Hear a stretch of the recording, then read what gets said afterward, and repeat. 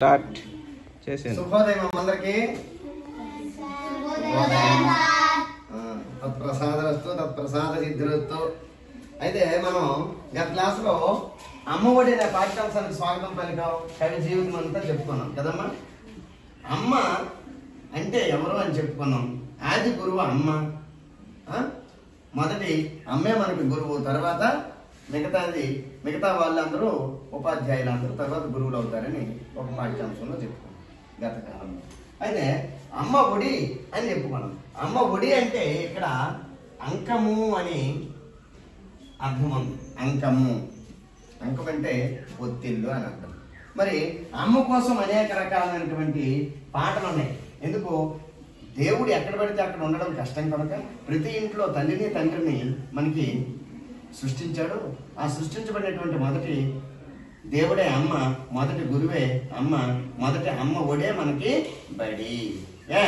గుడి అంటే దేవాలయము, ఒడి అంటే అంకము, బడి అంటే పాఠశాల. ఈ మొత్తం మూడు కూడా ఒడి గుడి బడి మూడు కూడా అమ్మే మనకి మొదటిది. ఆది దైవము అమ్మ. అందుకే అమ్మ కోసం చాలా రకాల పాటలు మనకి వచ్చాయి. సి నారాయణ రెడ్డి గారు, సింగరెడ్డి నారాయణ రెడ్డి గారు ఏం చెప్తారు? అమ్మ ఒకవైపు దేవతలంతా ఒకవైపు, సరితూచమంటేను నేను ఒదిగేను మా అమ్మ వైపు. అమ్మ ఒకవైపు దేవతలంతా ఒకవైపు, సరితూచమంటేను నేను ఒదిగేను మా అమ్మ వైపు. అమ్మ ఒకవైపు ఉందంట, దేవతలందరూ కూడా ఇటువైపు ఉన్నారంట.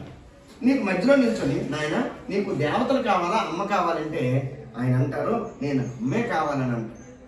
అమ్మ ఒకవైపు దేవతలంతా ఒకవైపు, నేను తోచమంటే ఎటువైపు ఉంటావంటే నేను అమ్మ వైపే అని చెప్పాడు.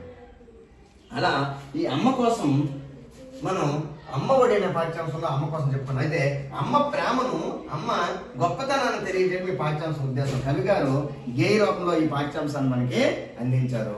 మరి ఇది మనము అమ్మ కోసం ఎన్ని పద్యాలు నేర్చుకున్నాం?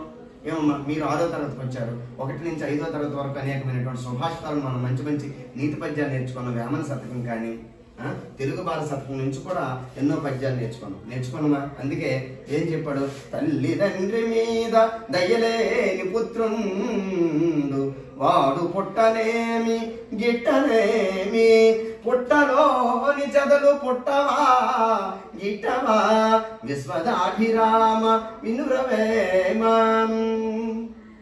అంటే తల్లిదండ్రులు లేనటువంటి దయలేనటువంటి పుత్రుడు ఆయన వృద్ధాప్యంలో ఉండేటప్పుడు మీకు చిన్నప్పుడు ఎలా తల్లిదండ్రులు మీకు సేవ చేశారో పెద్దయిన తర్వాత కూడా వాళ్ళని అలాగే మనం సేవ చేయమన్నాడు. అలాగే అటువంటి వారు దయలేనటువంటి కుమారుడు ఒకరు పుట్టినా ఒకటే, పుట్టకపోయినా ఒకటే. ఆ తల్లి గర్భానికి స్వాకం తప్ప ఇంకా ప్రయోజనం లేదు. అలాగే పుట్టలోని చెదలు పుడతాయి, అందులోనే చేస్తాయి. అవి పుట్టడం వల్ల కానీ అవి చనిపోవడం వల్ల కానీ ఎవరైనా బాధపడే వాళ్ళు ఉన్నారా చెదల కోసం? అలాగే మనం కూడా తల్లిదండ్రుల మీద దయ చూపినప్పుడు మన జీవితం కూడా అంతే వ్యర్థమని వేమన గారు మనకి ఆ శతకంలో బోధించడం జరిగింది.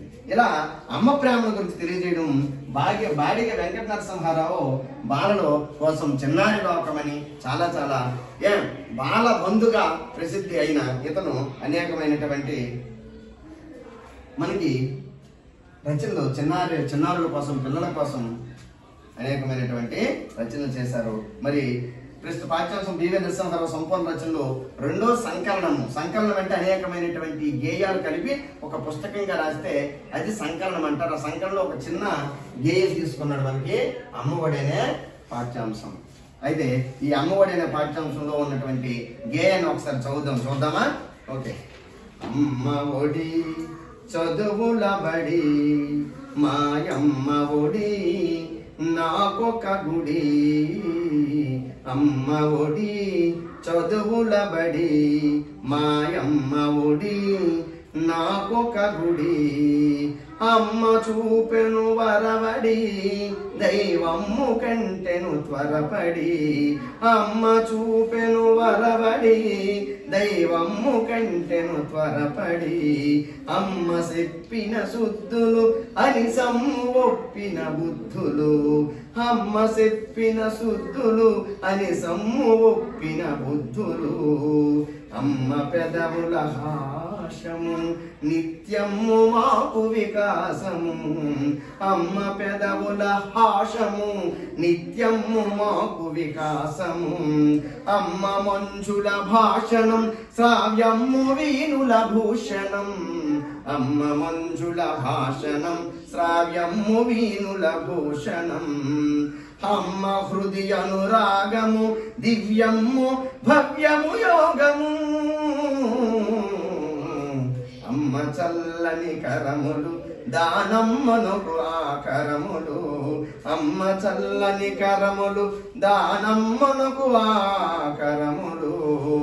అమ్మ చరణ తలమ్ములు క్షేమమ్ము పండు పొలమ్ములు.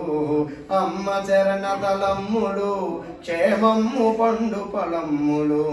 అమ్మ కన్నుల కాంతులు లోకమ్మునకు సుఖ శాంతులు. అమ్మ కన్నుల కాంతులు లోకమ్మునకు సుఖ శాంతులు. అమ్మయే నా సర్వము ధైర్యము బలము గర్వము. అమ్మయే నా సర్వము ధైర్యము బలము గర్వము. అమ్మ ఒడి చదువుల బడి మాయమ్మ ఒడి నాకొక గుడి. అమ్మ చూపెను వరవడి దైవమ్ము కంటెను త్వరపడి. అమ్మ ఒడి చదువుల బడి మాయమ్మ ఒడి నాకొక గుడి. Please subscribe, like and share.